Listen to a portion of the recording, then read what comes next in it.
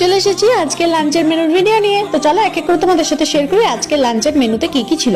তো প্রথমেই কিন্তু এখানে চলে এসেছে গরম গরম ভাত, আর তার সাথে চলে এসেছে ইলিশ মাছ ভাজা, সাথে ইলিশ ভাজার যে তেলটা ছিল সেটাও কিন্তু নিয়ে নিয়েছি, তারপর ওটা মাখিয়ে খাচ্ছি। নেক্সট কিন্তু চলে এসেছে ফুলকপি আলুর তরকারি। তো আমার কাছে ফুলকপি কিন্তু ভীষণ ভালো লাগে, আর ইলিশ মাছ আমার অতটাও ফেভারিট না।